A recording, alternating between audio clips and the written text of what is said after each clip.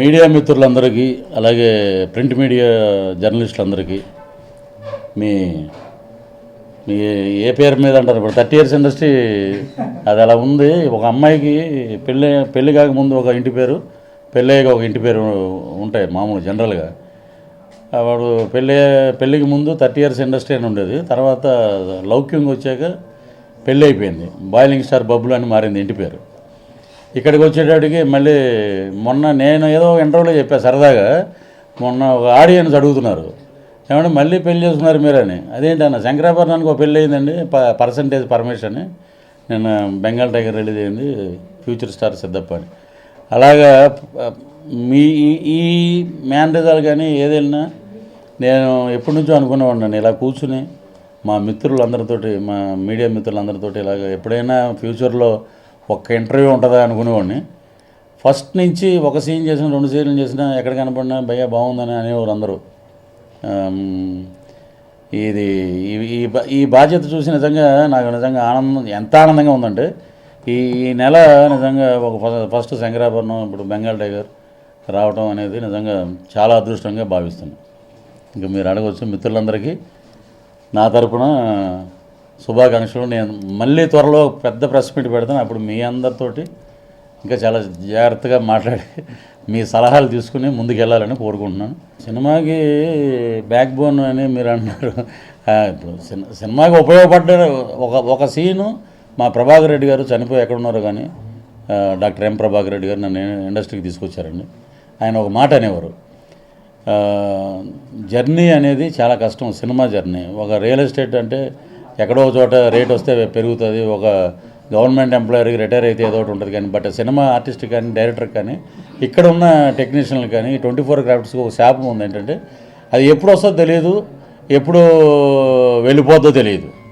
ఇది మటుకు చాలా గుర్తుపెట్టుకోమనేవాడు అండి. ఎప్పుడు అహంకారం అనేది ఆకాశం అంతా, దాన్ని ఎప్పుడు నెత్తి మీద పెట్టుకోవద్దు.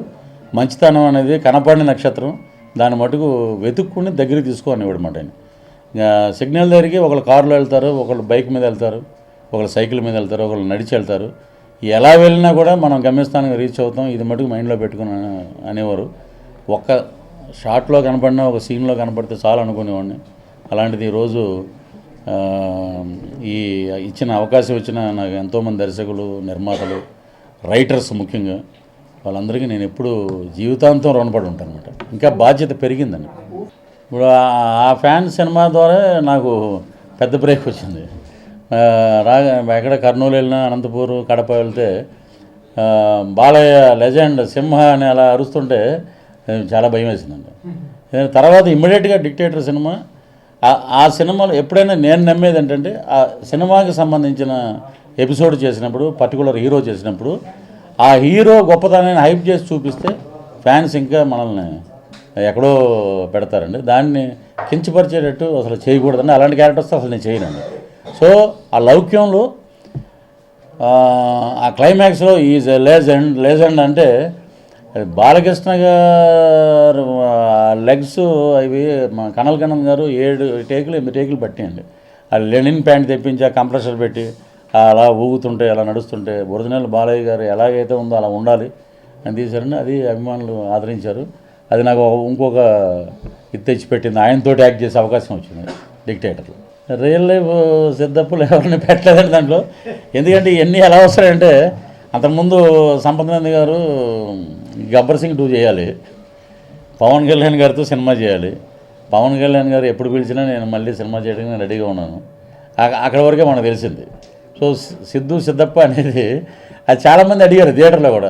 అసలు అది ఏం కాదు, అది దీన్ని డిజైనింగ్ చేసేటప్పుడే ఇదే ఆఫీసులో పిలిచి ఒక క్యారెక్టర్ అప్పుడు కిక్ 2 సినిమా చేసి వచ్చాను మేము జైసల్మేర్ నుంచి. నేను పిలిపించి అసలు రవి గారు కూడా నాకు చెప్పలేదు, హీరో గారు దీంట్లో క్యారెక్టర్ లేవు అన్నారు ఫస్ట్. ఆ క్యారెక్టర్ డిజైన్ చేసి గంగం స్టైల్ ఉన్న ఆ గెటప్ తీసి షూ కాడి నుంచి మొత్తం డ్రెస్ అంతా ఒకే ప్యాటర్న్లో డిజైన్ చేసి దానికి బార్న్ స్టార్ అని పెట్టి, అది ఎక్కడంటే ఆయన ఫస్టే డిజైన్ చేశాడండి. షూటింగ్ ఇక్కడ చెప్పిందే తీసాడండి ఆయన. ఈ ఆఫీసులో ఏమైతే చెప్పారు సంపద అదే తీశారు. ఏది నీకేం తెలుసు అన్న యాక్టర్ గురించి, ఈ మధ్య పవర్ స్టార్ పవన్ కళ్యాణ్ గారు పార్టీ పక్కన నిలబడితే ఎలా గుద్దారు ఓట్లు, ఫ్యూచర్లో నీకు కూడా ఒక స్టార్ కావాలనే నేనుంటానని అలా వెళ్ళే జోన్ ఉండే క్యారెక్టర్. రవితేజ గారితో ఫస్ట్ చెన్నై నుంచి రవితేజ గారితో ట్రావెలింగ్ అండి. చెన్నై నుంచి ఒక లాఠీ అనే ఒక సినిమా చేసినప్పుడు మేము ఇద్దరం ఎంచిమేళ్ళు ఉంటాం వెనకాల. ఒరే ఒకళ్ళకి ముందు వస్తుంది అవకాశం, ఒకళ్ళకి వెనకాల వస్తుంది, నువ్వేం కంగారు పడకు, నువ్వు ఏదొచ్చినా యాక్సెప్ట్ చేస్తుండు, అదే ఎనర్జీ మనకి అని ఫస్ట్ నుంచి చెప్పే వ్యక్తి అండి. ఎరగా తీసావు కుమ్మావు అంటాడండి ఆయన ఏదైనా సినిమా రిలీజ్ అయితే. ఫస్ట్ నుంచి ఒక సీన్ అయినా 2 సీన్లు అయినా ఆయన బాగా ఎంకరేజ్ చేస్తారు. కిక్ 2లో మరి అది ఎందుకో కుదరలేదండి ఆ క్యారెక్టర్. పాపం ఆయన దగ్గర నుంచి చేయించారు అది, బాబా పైసాదే బాబా అని. దీంట్లో ఆయన సీన్లో అత్తారింటికి దారి అది క్లైమాక్స్ అది చేసి అప్పటి వరకు నేను ఏ డైలాగ్ చెప్పను, ఆ సీన్ మొత్తం వాడి మీద వెళ్ళనే ఉండి లాస్ట్లో నేను చెప్తాను అన్నారు. అది ఆయన ఏదైతే అన్నారో లాస్ట్లో నేను వచ్చి చెప్తే ఇలోరియస్గా పండుద్ది అన్నారు. అది ఈరోజు కనపడుతుందండి. రవితేజ గారి ఎనర్జీకి ఫ్యాన్ నేను, ఫ్రెండ్ అయినందుకు ఇంకా గర్వపడుతున్నాను రవి గారి గురించి. చాలా చక్కటి హ్యూమన్ బీయింగ్ అండి ఆయన. మా ఇద్దరి కాంబినేషన్ బాగుందని అందరూ అంటున్నారు. ఫ్యూచర్లో ఇంకా చేయాలని మనస్ఫూర్తిగా కోరుకుంటున్నాను. నేను మామూలుగా ఒక అవకాశం డైరెక్టర్ గారు ఇచ్చారు, ఇది మనం బాగా చేయాలి, చేయించారండి ఆయన. ఆయనకి ఉందండి, సంపత్నంది గారు అన్నారు అన్నమాట, ఇది ఇలోరియస్గా ఉంటుంది, ఈ ట్రాక్ పండిందంటే బ్రహ్మాండంగా ఉంటుంది సినిమాలో, ఇది మటుకు బ్లాక్ బస్టర్ ట్రాక్ అయ్యేది. అది ప్రియాని ఇలా కొట్టినప్పుడు ఆ అమ్మాయి ఇంతవరకు అసలు రోప్ అనేది తెలియదు అంటండి. ఫస్ట్ టైం అలాగా వెళ్ళిపోయి బావగారు యాక్సెప్ట్ చేయండి, పదే అక్కడ పడాలంటే చాలా కష్టం అండి.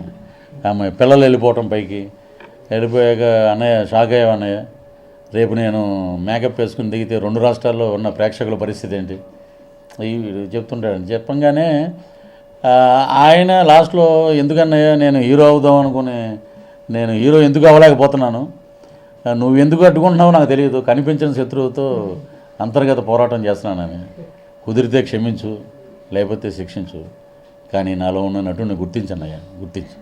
ఆహా సిద్ధప్ప గారని ఎంటర్ అవుతాడు రవి గారు. అక్కడ అసలు నిజంగా నాకు నిజంగా ఆడియన్స్ చూసి నిజంగా ఎంత బాగా మెచ్చుకున్నారంటే అండి, ఇది నేను నాతోటి చేయించాడు, నేను చేసిన గొప్పతనం కాదు ఇది. అంటే రాధామోహన్ గారు, సంపత్ నంది గారు, వాళ్ళ కో డైరెక్టర్ గారు, వీళ్ళందరూ, మ్యూజిక్ డైరెక్టర్ కూడా లొకేషన్లో ఉండేవాడు. నేను దీనికి ఇలా రీరికార్డింగ్ చేస్తే బాగుంటుంది, ఇలా చేస్తే బాగుంటుంది అన్నది అది అలా కుదిరిందండి. ఒకరోజు ఒక సిగ్నేచర్ ఒకటి పెట్టామండి. అది ఇంకొక 2-3 చోట్ల పెడితే బాగుందేమో అని అనిపించింది. నేను చెప్పింది అది హీరో గారు యాక్సెప్ట్ చేశారు. అది ఏదైనా అన్నప్పుడు ఎలా ఎలా ఎలా ఎలా ఎలా అంటూ ఉంటాం, అది హాస్యం లైట్గా తీసుకోండి అని చెప్పి ఆయన అంటాం. అంటే నేను ఓపెన్గా చెప్తానండి అన్నీ. ఏదంటే నేను ఆంధ్ర యూనివర్సిటీ స్టూడెంట్ని, ఇక్కడికి వచ్చాం, మనం ఎంచుకున్నాం ఈ ఫీల్డ్ని ఎంచుకున్నప్పుడు ట్విన్సీ క్లబ్లో నేను ఇన్ఛార్జ్గా ఉండేవాడిని. అవకాశాలు రాక అక్కడికి వెళ్ళి భోజనం చేసేవాడిని, ప్రభాకర్ రెడ్డి గారి క్లబ్లో భోజనం చేసేవాడిని. తర్వాత ఖడ్గం తర్వాత కూడా చాలా మిస్ అయిపోయినాయి క్యారెక్టర్స్. అప్పుడు సానా యాదరెడ్డి గారి దగ్గర నేను థియేటర్ ఇన్ఛార్జ్గా ఉండేవాడిని. ఫైనాన్షియల్గా చాలా స్ట్రగుల్స్ పడ్డాం. ఇక్కడ నిలబడాలంటే నాకంటూ బ్యాక్గ్రౌండ్ ఎవరు లేరండి. నన్ను తీసుకొచ్చిన ప్రభాకర్ రెడ్డి గారు సడన్గా ఆయన చనిపోయేటప్పటికి ఏం చేయాలో అసలు అర్థం కాలేదు. సో ఆయన ఆశీస్సులు ఎప్పుడు నాకు జన్మనిచ్చిన తల్లిదండ్రులు, మా అమ్మ నాన్న అయితే నా సినిమా జన్మనిచ్చిన ప్రభాకర్ రెడ్డి గారిని లైఫ్లో మర్చిపోలేనండి. నేను బతికున్నంతకాలం ఆయన పేరు ఈరోజు ఇక్కడ కూర్చుని మీతో మాట్లాడతానంటే ఆయనే కారకుడు. అసలు వేషాలు అనేవి అసలు లేవండి. అసలు ఇది ఎలాగ ఈ జర్నీ, ఇది ఇన్ని సంవత్సరాలు ఉంటున్నాం ఇండస్ట్రీలో, ఎక్కడైనా మనకు కూడా ఒక కమర్షియల్ బ్రేక్ ఏదైనా గుర్తింపు లాంటిది వస్తుందంటే 2004లో ఖడ్గంలో 30 years ఇండస్ట్రీ అని చెప్పి కృష్ణవంశీ గారు ఇచ్చారండి. అది తర్వాత శ్రీ ఆంజనేయం నేను చాలాసార్లు చెప్పాను, 2 ATM కార్డులు ఇచ్చారు. ఇది విలన్ కానీ అయితే విలన్ పక్కన ఉన్న అసిస్టెంట్ కింద కానీ ఏదో కామెడీ పెద్ద స్టార్స్ పక్కన నిలబడగలిగేటానికి ఒక కార్డు ఇచ్చాడు, పర్వాలేదమ్మా. దాని మీద 30 years city, 30 years industry, 30 years trade, అలాగా మేనరిజం MS గారు చెప్పేవారండి. మనకు వచ్చిన మేనరిజం క్లిక్ అయిందాన్ని వదలకూడదు, దాన్ని అలా కంటిన్యూ చేసామండి. అది తర్వాత 2004, 2014 అండి, ఇంచుమించు 2004 కూడా కాదు, 2002 ఎండింగ్ అనుకుంటా ఖడ్గం వచ్చింది. 12 ఏళ్ళు స్ట్రగుల్ అండి. అటు ఫైనాన్షియల్గా మనం సెటిల్ కాలేదు, అలాగే ఉన్నాం. ఎప్పుడైనా కలాం తల్లి మనల్ని ఆదుకోపోద్దు అని ఒక ఆశతోటి అలా కష్టపడి పనిచేసాం. శ్రీధర్ సిపాన, అహనా పెళ్ళంట, పూలరంగడు, భీమవరం బుల్లోడు, లౌక్యం. నాకు దేవుడిచ్చిన తమ్ముడుతనం అలాగే వర్కౌట్ అయిందండి. ఆ సినిమా ద్వారా కొంచెం లౌక్యం ద్వారా కొంచెం ఒక ఇతని మీద ఇవ్వచ్చు క్యారెక్టరు అనుకునే ఒక నమ్మకం ఏర్పడ్డాక శంకరాభరణం వచ్చింది. తర్వాత బెంగళూరు. నేను ఇప్పుడు ఈ సినిమా వచ్చేసిందని చెప్పి ఇంత రెమ్యునరేషన్ అంత రెమ్యునరేషన్ అలా చేయనండి. ఏది ఇచ్చినా యాక్సెప్ట్ చేసి చేస్తానండి. రెమ్యునరేషన్ గురించి అసలు ఎక్కడ మీడియాలో కూడా గొడవ రాదు నా గురించి. అది చాలా తప్పు అంటానండి నేను. ఎందుకంటే ఇప్పుడు ఫస్ట్ టీవీ సీరియల్ చేసేటప్పుడు 1000 రూపాయలు ఇచ్చేవారండి, 50 రూపాయలు కన్వీనియన్స్ ఇచ్చేవారు. ఈ కొంతమంది చెప్పుకోరు I born and brought up at ఇది, లేకపోతే I use to go tiffin chutneys అండి, ఆడ ఇక్కడే బండి తీరేది అంటాడు. ఇప్పుడు కారు ఎక్కిన కాడి నుంచి కథలే మారిపోతుంటాయి. ఇది ఒక సినిమాలో పెడుతున్నామండి, శ్రీధర్ చెప్పాను, కారు ఎక్కిన కాడి నుంచి కథ మారిపోద్ది. వాడు కొంచెం పేరు రాగానే అమ్మా అక్కడ పలానా చోట ఆ టిఫిన్ ఉంటుంది తీసుకొచ్చావా, ఇక్కడ టిఫిన్ కంప్లీట్, అలాంటివి నాకు అసలు నచ్చదండి. ఇప్పటికీ మీరు అడగండి, నేనే క్యారేజీ నేనే తెచ్చుకుంటాం. మా అసిస్టెంట్లు కూడా అందరం కలిసి భోజనం చేస్తాం. బయట అసలు ప్రొడ్యూసర్కి సంబంధించి ఒక టీ తాగుతుంది తప్పితే మిగతా ఏం అసలు మేము వాడమండి. హెల్త్ కాన్షియస్ అనుకోండి, ఇంకోటి అనుకోండి, ఇది పెడితే హెల్త్ పోద్దని కాదు. అంటే మనం ఎవరికి బర్డన్ కాకూడదు. ఇప్పుడు 1000 రూపాయలు ఇచ్చిన వాళ్ళు తర్వాత అదే ఈటీవీలో 7500 ఇచ్చారు. వాళ్ళకి తెలుసండి. ఇప్పుడు ఆర్టికల్ ఏదైనా సరే సాలబిలిటీ ఉంటేనే ఏదైనా చేయగలుగుతారు. ఇది కోట్ల మీద ఉన్న వ్యాపారం, వాళ్ళే మనల్ని ఆదరిస్తారండి అంతే. నేనైతే ఈ సినిమా హిట్ అయిపోయింది, రేపు ఏంటమ్మా అన్నామంటే నెక్స్ట్ కింద ఉంటాం. అది అసలు నేను ఎప్పుడు చేయనండి. ఎందుకంటే దిగువ స్థాయి నుంచి వచ్చినాను, ఎటువంటి బ్యాక్గ్రౌండ్ లేదు. ఎవరు నన్ను ఏమన్నా ఏంట్రా ఒక ఆయన అన్నాడండి, ఏంట్రా నెట్లో రాయించుకుంటున్నావంట అని. నెట్లో నేను రాయమంటే రాస్తారా? ఇంటర్వ్యూలు మీరు చెప్పమని చెప్తారా? ఇది ఒక సినిమా ఉంది, ఒక నటుడు నిలబెట్టాలని మీడియా ఇచ్చిన సహకారం, అంతేగాని నేను ఎవరికి కాంపిటీషన్ కదండి. నాకు ఒక లైన్ చెప్పాడు భవ్యానంద్ గారు, ఒక లైన్ చెప్పారు, సౌఖ్యం లౌక్యం, లౌక్యం వచ్చే లౌక్యంగా ఉండు, సౌఖ్యం వచ్చాక సరదాగా ఉంటాడు. ఆ బాహుబలి ఇది కూడా ఫస్ట్ అసలు ఆ క్యారెక్టర్ కదండి, వేరే క్యారెక్టరు ఇది. తర్వాత ఈ క్యారెక్టర్ వద్దులే, వేరే ఏదన్నా వేషం చేస్తే బాగుంటుందంటే బాహుబలి మేము ఎడిదిరిగి ఆ జిమ్ చేస్తున్నాం కాబట్టి అది అలా ఉపయోగపడిందండి. శివయ్య క్యారెక్టర్ ప్రభాస్ గారిని ఎక్కడ తగ్గించకుండా శివయ్య ఎలా ఉంటాడో అలాగే తీశారు. అది కట్టప్ప కృష్ణభగవాన్ గారు ఇచ్చేయండి అంటే ఇచ్చేస్తారు, నాకు ఆ కెమెరా ఇచ్చేయండి అంటే ఇచ్చేస్తారు ఎవరు. ఇప్పుడు మీరున్నారు, మీ జేబులోంచి ఏదైనా ఇచ్చేయమంటే ఎవరు.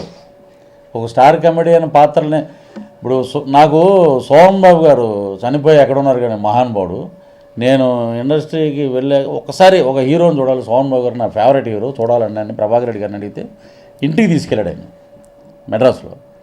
ఆయన చూడంగానే ఒరే మన క్యారెక్టర్ మంది, నేను ఎప్పుడు అందరూ వెళ్ళిపోయాక సైకిల్ వేసుకుని వెళ్ళేవాడిని ఆఫీసులకి.